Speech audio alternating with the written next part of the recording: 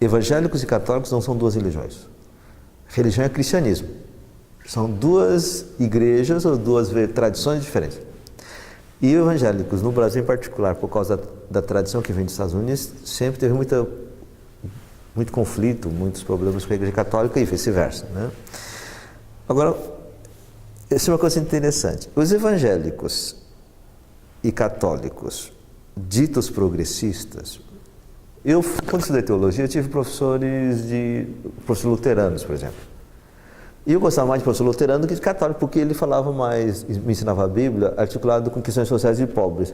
E outro professor não falava nada disso. Então, quando você tem objetivos maiores do que sua igreja, o diálogo ecumênico acontece.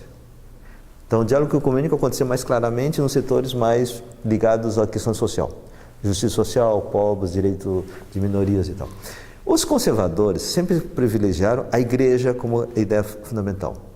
Só que no parlamento, quando enfrentaram um problema que eles consideraram que era maior do que a briga de igreja, que era o casamento entre as pessoas do mesmo sexo, porque eles não se unem para questões econômicas, porque para eles a questão econômica não é maior do que a igreja.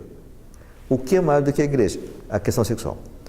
Para o pessoal ligado às questões sociais, o que é maior que a igreja? Não é o problema da sexualidade, é o problema social, da pobreza. Então, quando você encontra coisas maiores do que sua instituição, é possível você colocar diferenças institucionais em segundo plano e se unir.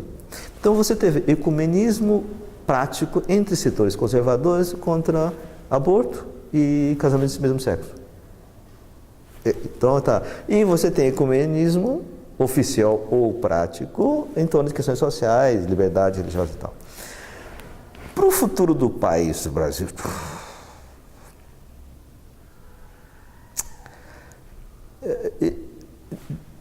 deixa eu colocar um pouco uma visão histórica para a gente entender um pouco a importância desse tema, tá? Século XIX foi o século que viu o levante dos trabalhadores, dos sindicatos, dos movimentos socialistas. Início do século XX foi o boom dos movimentos feministas pelo direito ao voto, principalmente nos Estados Unidos. Nos anos 40, 50, 60, é o movimento dos direitos civis dos negros, da questão racial sobe. Final do século XX e agora é o boom do movimento gay. Isso é manifestação histórica no mundo.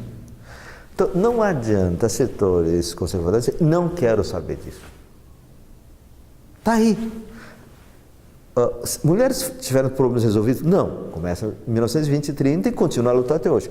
Sindicato, agora está apanhando para caramba com essa reforma trabalhista, mas assim, o boom, o sistema capitalista não conseguiu reprimir. O patriarcado não conseguiu reprimir mulheres. O movimento racista, os racistas não conseguem reprimir, eles conseguem, você tem idas e vindas, sobe e desce, mas isso está aí. Então a questão homossexual está aí e vai ficar. Qual é o desafio para religiosos? É preciso reler a tradição bíblica. O que significa a fé?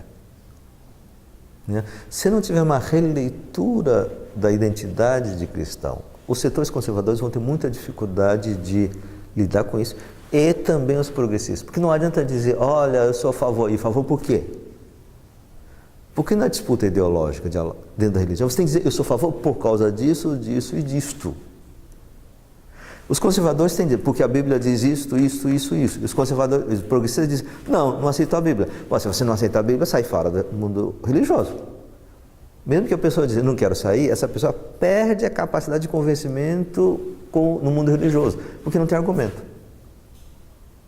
Então você tem livros de teólogos e teólogas trabalhando uma releitura da tradição bíblica, etc., nessa questão. Então essa é uma discussão por parte da religião. Por parte da política, eu acho triste. Quer dizer, esses políticos não conseguem juntar para se resolver o problema dos pobres, da exclusão, da desigualdade social, que é uma coisa positiva, e se junta para uma coisa negativa, de reprimir luta de direitos de um grupo minoritário. Então, para mim é triste.